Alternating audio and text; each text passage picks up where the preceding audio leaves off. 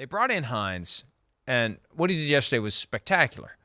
I hope that earns him more looks on offense, more opportunities. Why wouldn't it? Ken Dorsey, work this guy in more. Get him the ball in a broken field setting and let him do what he did yesterday. Remember how the Bears could never figure out how to use Devin Hester on offense? Here's what you do. You throw him a little bubble screen and you let him just go do his thing where he runs past everybody. That's what you do. Find ways to get this guy involved. He can make a difference in an offense that at times feels like it's struggling to find difference makers other than Stephon Diggs. Yeah, you get guys like that in space, and they can really be difference makers. And it's something that Nyheim Hines has done really well in the past with the Indianapolis Colts until he got there to Buffalo. So, he's a return specialist. Obviously, anybody who can return 2 kicks for a touchdown in the same game, which hadn't happened in years and years and years, is really good at that job. But I would say that they can find more ways to utilize him offensively, especially because there's not necessarily a team that runs the ball all that well unless, they're doing it with Josh Allen.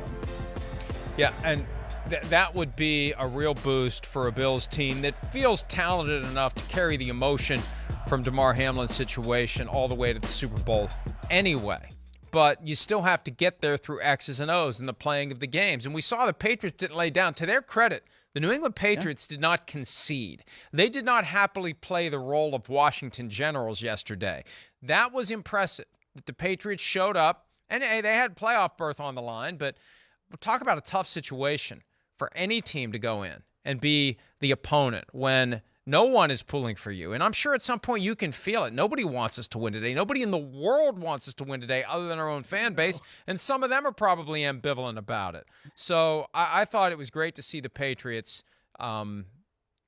make it an interesting game. And really, they were ahead up until the second Nyheim Hines kick return for a touchdown. It's 17-14, New England. So they never backed down. But, hey, the Bills, Myles, I made this comparison last week. When Hank Gathers died in the conference tournament, 1989, Loyola Marymount, that team got farther than its talent should have taken it. And it only got to the final 8, but it still went farther than it should have. The Bills have the talent to take the emotional lift from Damar Hamlin and finish the job. They really do.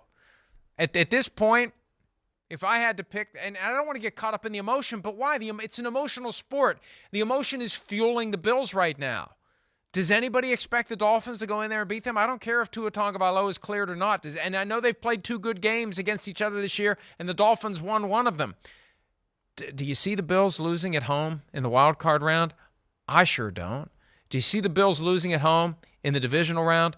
I sure don't. The only question is, if it's Bills-Chiefs, what stadium is the commissioner going to pick, and can the Bills finally overcome the Chiefs there? And then the Super Bowl, hey, Bills-49ers, that was the game that Chris Berman predicted every single year in the early 90s.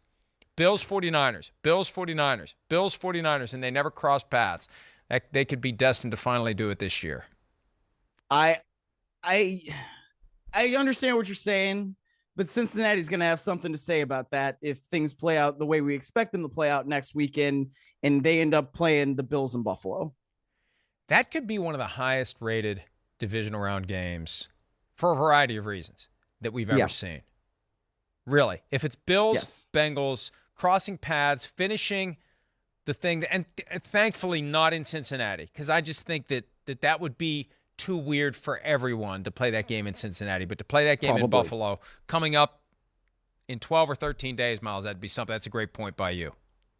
Yeah. Look, the AFC is 3 teams that I just have a hard time handicapping it because I feel like on any given day, Kansas City can beat Cincinnati, but Cincinnati can beat Kansas City, although Kansas City hadn't beaten Cincinnati in the entire calendar year of 2022, and that they played each other 3 times. So that's one thing. But Buffalo, I feel like, could beat or lose to Cincinnati, and Kansas City could beat or lose to Buffalo. So it's just one of those things where a lot of it's going to depend on what the matchup is that day and how the players play that day when it comes to those 3 teams and whoever is going to come out of the AFC.